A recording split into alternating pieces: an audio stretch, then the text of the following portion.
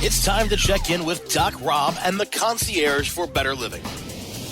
We take a real, raw, inside look at healthier living while sharing great ideas and improvements for a better quality of life. The Concierge for Better Living will help informed, intrigued, and interested listeners like you make better choices for yourselves and your loved ones.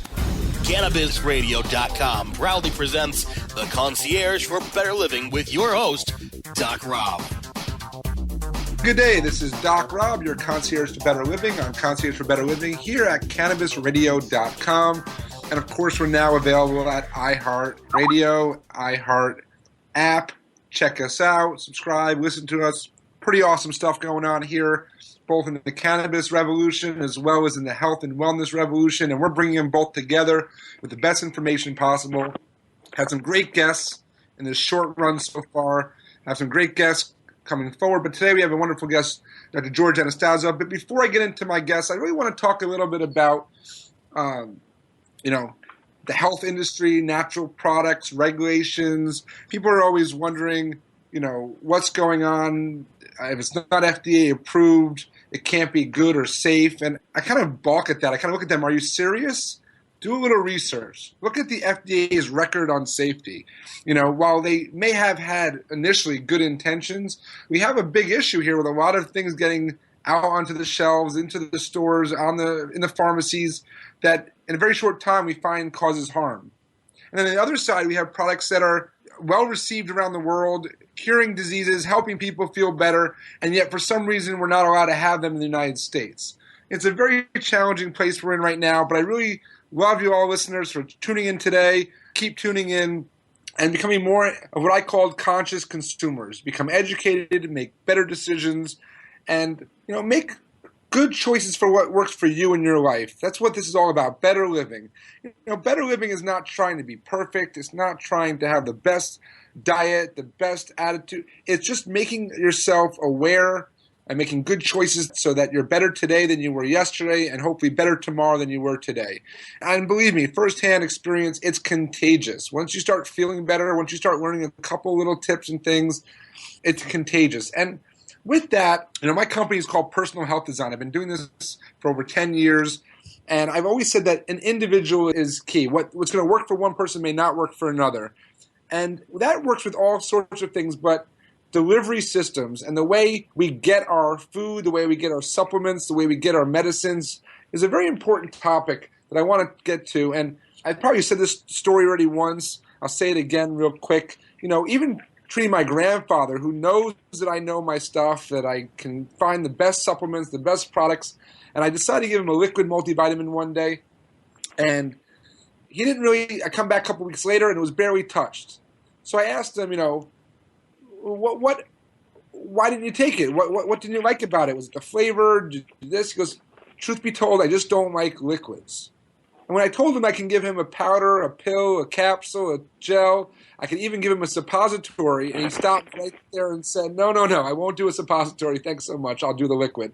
But with that, I want to introduce today's guest, Dr. George Anasstossov, because he's very passionate about delivery systems with medicine, and we'll get into that. But let me just say hello. Welcome, George, my friend. Great to have you on the show today. Thank you very much, Errol, for having me. Very interesting stuff, and I heard you speak on in other venues before, recently in Chicago, and really fascinating stuff that you're offering to your patients and clients and the healthcare profession in general. So I'm very thankful for the opportunity to be on your program, and I hope that I can be helpful. I'm sure you will be. I mean, you got a breadth of knowledge, you guys. Your company is doing a lot of different stuff in R&D and product development. And again, you also were supportive of My Compassion, the nonprofit that I work with for cannabis education. You came up there and helped support it and sponsor and spoke wonderfully at the conference in Chicago we had not too long ago, and I appreciate that as well. We need good information getting out to the people, both doctors and consumers alike. And, you and I were both talking about how disappointing it was that more doctors didn't come to that conference, because this is something they need to know. Whether they want to know it or not, they need to know it, because their patients in one form or fast, they're going to have questions, they're going to already be using cannabis and other herbal remedies. And it's amazing how they don't show up even just for educational purposes. So one of the things that I was just leading into before we brought you in was delivery systems. And everyone's talking about CBD today. Everyone's talking about cannabinoids and hemp. And it's interesting that although I was already in the field, I was already medical director of dispensaries in Arizona. I was already very knowledgeable about cannabis. When I first went to the Natural Products Expo a couple years ago, I would say we're coming on maybe 3 years now, maybe perhaps, the first booth that I hit when I came down the stairs the first day of the show was this little pop-up tent that was offering CBD gum. And I said, wow, this is pretty interesting. First of all, I like the idea of the delivery system. People are comfortable with gum, and it's a good delivery system, absorbing in the mouth, which I know you're a fan of. But I was surprised that CBD was even available in Baltimore at a health trade show. While that's still going to be debated and regulatory and all that stuff is being discussed currently, turns out that's you guys, right? That's CBD gum? Yes, it's us. It's Concierge Biotech, which is now out-licensed the technology. It's a patented technology to AXIM Biotech, which is our publicly traded company. And yes, the idea, of course, is to deliver something efficiently because there are multiple modes of delivery. We all know that smoking works very well, but as physicians, we are obviously against any form of smoking. Doesn't matter what is being smoked, tobacco or cannabis or whatever, because of the effects on the lungs. There will be many who will disagree with me, probably, the ones who smoke especially. But what we were trying to do is to have the same predictable way of delivery as smoking, but without the harmful effects. And when we started the product, we were not aware that actually chewing by itself has a tremendous array of benefits. And thinking about the delivery systems, there are certain requirements for delivery system to be optimal. So, it should be probably very similar to smoking as far as the efficiency. That doesn't happen with edible cannabinoids because with edibles, 90% is being lost once it goes to the stomach and goes to the liver metabolism, the first pass metabolism. We don't want that to happen. For example, when somebody is smoking, of course, the cannabis enters the circulation instantaneously and very little is lost. So how could we deliver cannabinoids but without stigmatizing, without harmful effects of smoking, without injections? And we thought about controlled release through a chewing gum. Of course, we are no geniuses. We looked at nicotine replacement therapy model, like Nicorette and the likes, and we know that this works very well. But we were not aware that actually the act of chewing, the mastication itself, has neuroprotective properties, which we didn't know. And our PhD in charge, Roxanne Weinberg at the Free University of Amsterdam, thesis is on the effects on chewing on the central nervous system. And turns out that the act of chewing by itself, regardless whether you're chewing confectionery gum or medicated gum, has neuroprotective properties. It stimulates the cortex. It makes you much more focused. It's a stress reliever. It's a pain reliever. It shortens the hypothalamus, hypophyseal, suprarenal axis, and so on. And we were not aware of these things. So somehow by chance, I think that we formulated our gums or our delivery form, which is in a chewing gum, which we believe is vastly superior to anything that is available there. And the only thing available, actually, is in the pharmaceutical world is Sativex, and hopefully sometime soon Epidiolex. And Sativex, as you know, is alcohol-based oral spray. So there we go again, alcohol, smoking, all bad things for one's health. And it's interesting because your degree, just to back up people in understanding, is that you're an MD and DDS? Yes, and an MBA. Right. And an MBA, yeah. So we're coming from an educated medical standpoint, and yet we know chewing is important. People do not chew enough in general. There's that old adage of you should drink your food and chew your drink. So like when people are very big on the smoothies and the shakes, I tell people even when you do a juice, a green juice, masticate a little bit, chew it a little bit, keep it in your mouth a little bit, let the saliva, let the enzymes, let the body, and that was just on the saliva and the enzymatic activity, but now you're talking about a whole other level of where chewing itself and getting certain dietary ingredients or pharmaceutical ingredients to the body via a chewing delivery system has all these extra benefits, which is pretty amazing. Yeah, chewing is very important, and it is possible to incorporate active pharmaceutical ingredients into a chewing gum, which creates a medicated chewing gum. And the reasons to choose medicated chewing gum over, for example, a traditional tablet or a solution are multiple. There's ease of taking it without needing water. It's not stigmatizing. But for patients who have swallowing problems, let's say patients have dysphagia or little children who are not that eager to swallow tablets or chewables or whatever, I mean, it's locally and systematically active. And, of course, we have the buccal absorption mechanism with fast onset, less first-pass effect. There is more bioavailability and very, very important, less metabolites. So we have less side effect on oral health through saliva stimulation, which, Rob, you just mentioned. And, of course, it has longer shelf life compared to solutions. So, but again, it sounds very simple, but it is not, because to produce a medicated chewing gum, and our product under development right now is called MedChew, which contains both THC and CBD, pharmaceutical grade. It's not that easy because THC, as Rob, you probably have educated the public, is a very volatile compound. It oxidizes almost instantaneously in the room air. And so to prepare a medication which can stabilize the THC is not that easy. And it took us, well, quite a bit of effort and multiple players involved to be able to achieve that.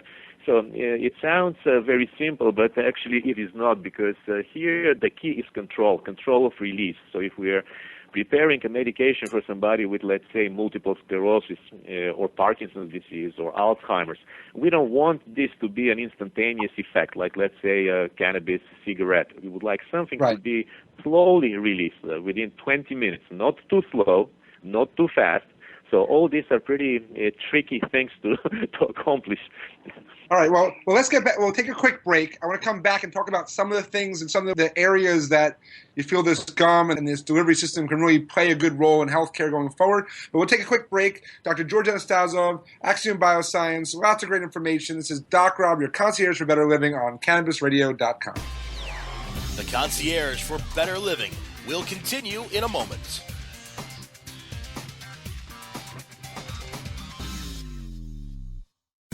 Ganjapreneur.com, your guide to the cannabis business world. Ganjapreneur.com is a comprehensive resource for cannabis professionals and entrepreneurs. Download the Ganjapreneur app on your smartphone or tablet to catch up on cannabis industry news, scroll through our daily job listings, and learn about successful cannabis companies, executives, and investors. Ganjapreneur.com, helping Ganjapreneurs grow. MJWellness.com, the largest medical marijuana community in the world. Connect with thousands of patients, doctors, industry leaders, and businesses through shared personal experiences along our worldwide network. Discover new therapies and benefits with content tailored to you. Come grow your network on MJWellness.com. You're not alone. Your wellness matters. Learn, live, and thrive. Check out MJWellness.com today. Growing green to generate more green. Hello to all you happy herbalizers, smiling, trippy hippies, and everyone who believes in freedom and tolerance. This is The Grow Show, and I'm Kyle Cushman. From food to fuel, from remedy to resource. Welcome my guest, Ed Rosenthal, the guru of ganja. Let me ask you, right now I hear your lighter clicking. Are you smoking indoor or are you smoking sun-grown? What am I smoking? I'm smoking concentrate.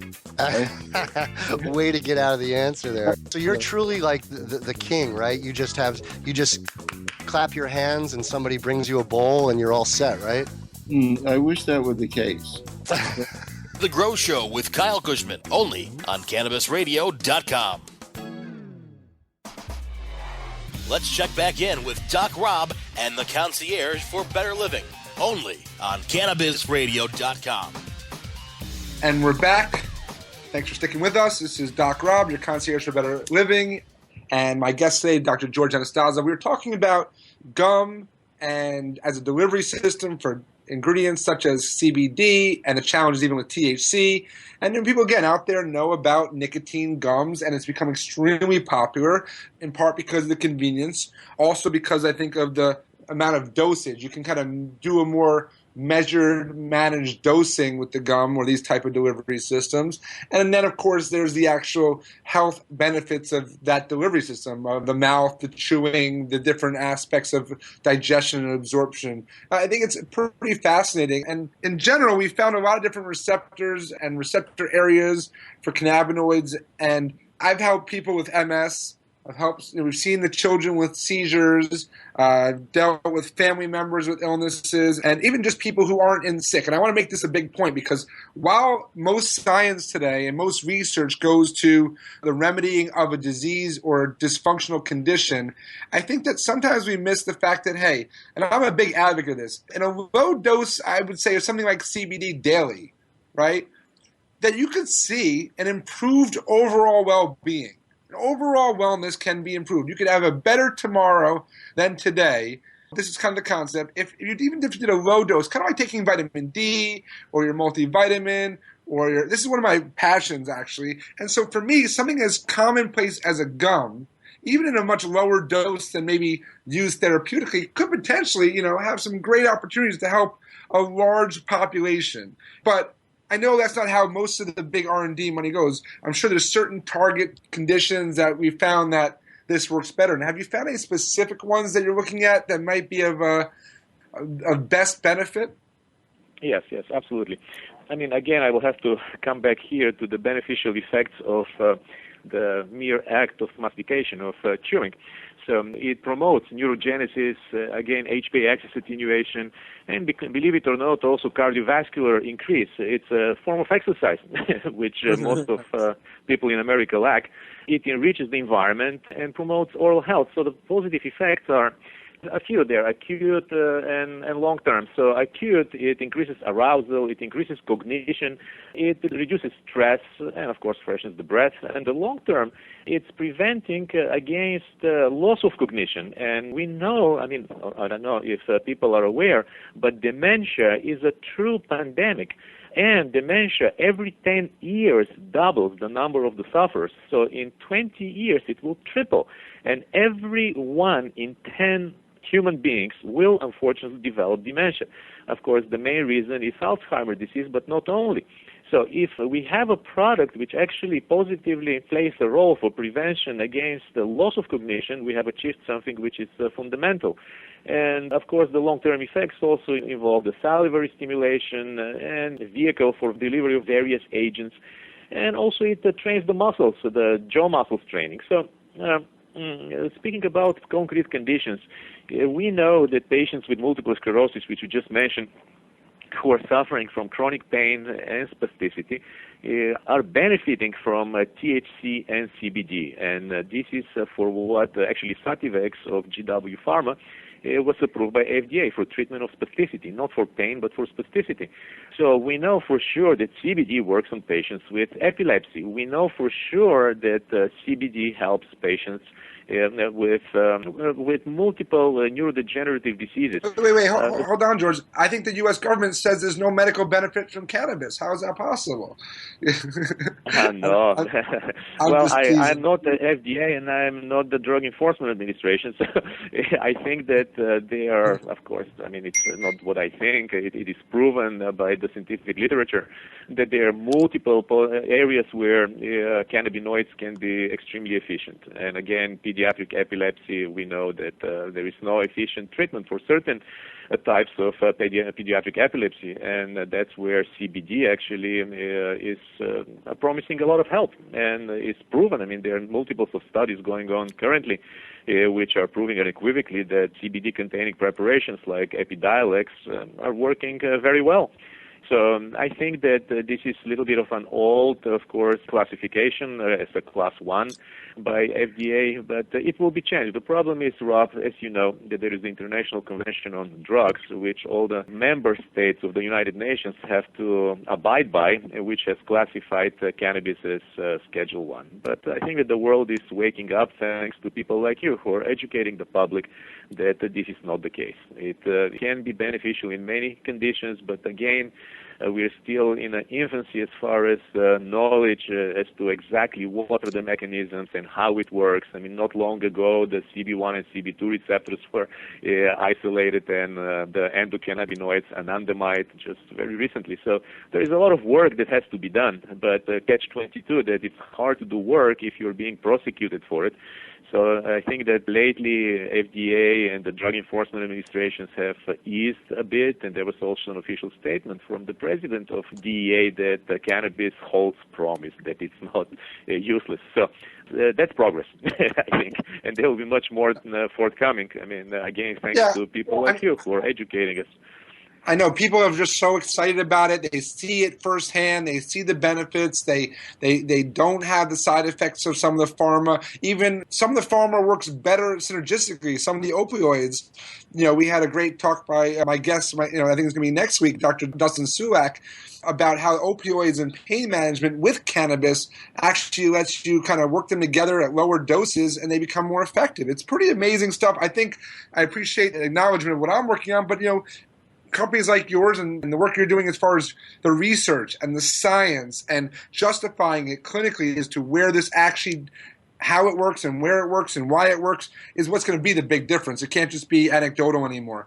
Absolutely, I agree with you. And it's not a point to enrich the big pharma companies, and I hope that nobody has the impression that we are one of them. We are definitely not. We are very small. I think that this is fundamental knowledge which can benefit everyone, because I think it's important to understand what works and how it works.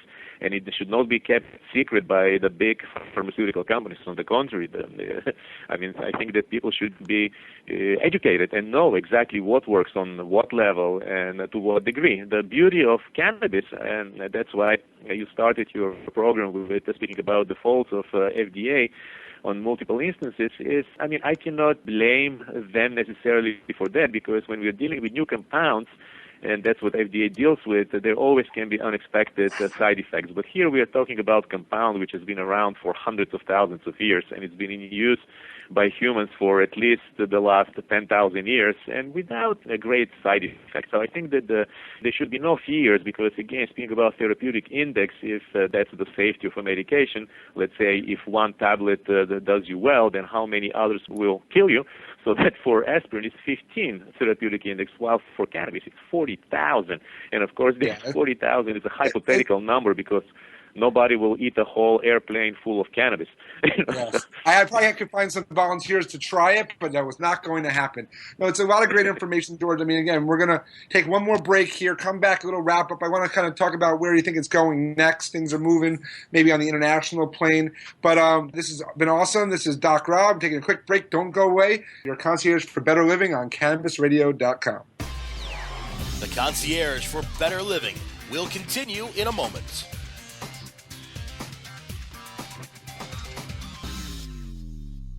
Dr. Dabber, hurry! Its temperature is shooting past 1,000 degrees Fahrenheit. It's burning up. I'm afraid for this little guy, it's just too late. What caused the problem? Only Dr. Dabber can maintain the perfect temperature for a smooth-tasting, slower burn. This standard vaporizer lost all of its health benefits, sending it up in smoke. So you're telling me that most vapor pens burn so hot they produce smoke, not vapor? Correct. Keep away from those standard vaporizer pens and turn to Dr. Dabber. Doctor's orders. Less heat, more flavor. Your connection to quality cannabis insurance services is spelled Kaeercher. That's Karcher Insurance. We have worked with ventures like Cannabis for over 60 years. We're proud to represent over 50 companies with tailor-made cannabis plans for owners just like you to insure your product, your plants, and your pursuits. Kaeercher spells out their full-service insurance services ranging from commercial to bonds to personal, from life to health, and more. Contact the team at CarcherInsurance.com and let our experience work for you. That's Kaeercher Insurance.com.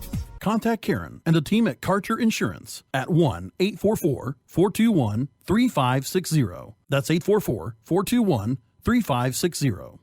Educator, author, and advocate Dr. Mitch Earlywine is here to tackle the burning issues. And I'm here to clear up the myths about cannabis and burn them away with science. CannabisRadio.com presents a no-holds-barred platform that seeks to redefine and revolutionize the entire scope of the cannabis culture while opening the door for more to join the cannabis crusade.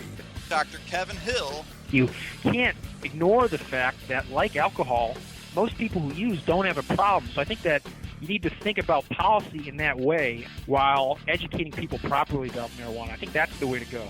Burning Issues, only on CannabisRadio.com. Let's check back in with Doc Rob and the Concierge for Better Living, only on CannabisRadio.com. And we're back. Doc Rob, my guest today, Dr. George Anasstossov, AXIM Bioscience, and we're having a great talk about gum. Now, not just about gum, about CBD, about cannabis, about delivery systems, about chewing, about the science. And it's really important to keep doing this research, keep educating the masses. And, you know, what we see in the U.S., while it's been a massive insurgence of interest and awareness and growth, and I don't mean that, like hemp is growing now in the U.S. and things are happening. Obviously, you know, George, you have a little accent. I know you do work not only in New York and the United States. You got a little bit of an international presence. I'm excited, too, in places like Holland. And we're talking about Uruguay, the country that's legalized it. I mean, what are your thoughts about the international field? Forget about the U.S. for a second. Well, I mean, there is definitely a surging of awareness, if you will, of the potential of the cannabis plant. And I can speak about AXIM, what we are concentrating on, because earlier you asked me a question to what specific conditions our preparations can be effective. So we are working, of course, with pain and spasticity in multiple sclerosis. That's one avenue. That's at the Free University of Amsterdam in the Netherlands. We are working on gastrointestinal diseases, such as Crohn's disease, irritable bowel syndrome, and the inflammatory bowel disease at the University of Wageningen in the Netherlands as well, because we do know that the cannabinoids perhaps will bring the solution for these debilitating conditions for which currently there is no efficient treatment. We do think that we will arrive with a solution to this problem. And another arm, we are working also, we know that TBG, which is cannabigerol, and THC have beneficial effects on increased intraocular pressure, on glaucoma, which is blinding 200,000 people in USA alone. So we're working in this direction as well. Now, there is another epidemic. Rob, you remember that, let's say, 20 years ago, if somebody heard MRSA in the hospital, they would shut the whole floors and so on. Was a big deal. Now, every hospital in the United States has MRSA, and unfortunately, there is no efficient medications for that. As well as now we have a carbapenem-resistant enterobacteria. So cannabinoids offer solutions there as well, and we are working on that with the University of Nijmegen in the Netherlands for bacterial and fungal diseases for which there is no efficient treatment right now. So quite a bit of exciting stuff going on. I mean, I really think that's a great area, by the way. I don't mean to joke, but like in the antivirals and natural antibiotics type of area using plants and herbs, obviously cannabis is being a focal point. But I mean, I think that's a real move going forward. I know that MRSA is a big problem, but we've had tests where a specific high grade, not something that you make in your house, but a specific high quality scientific grade silver hydrosol solution is killing MRSA on contact, and yet they don't want to let it out. They don't want people to have it. It's safe, clean, non-toxic, just like these plants are, and they're holding it back. I think that area, that category among obviously MS and all the other areas as well, but I mean, we have some major issues with our immune systems these days, and I think that's going to be a big category for you guys to keep working on. Absolutely, and I think that the people like you who are very familiar with natural compounds, with plants and so on, will offer much more than the big pharmaceutical companies, because if you look at the example of vinca alkaloids, let's say vincristin, which is used for treatment of neoplasms, came from a plant, but nobody knew about it. So I think that there is a lot of knowledge which is underutilized, and there is a need for the public to be a little bit better educated and understand that not everything that is found in the pharmacies is good for them, and there are many things which are not in the pharmacies, but maybe just as efficient without any side effects. Things that they can have put in their backyard and grow in their garden could be better than the stuff they get in their pharmacy. I totally am with you on that. George, it's been great to have you on today. It's always a pleasure having a conversation with you, whether it be official or unofficial. It's always a pleasure.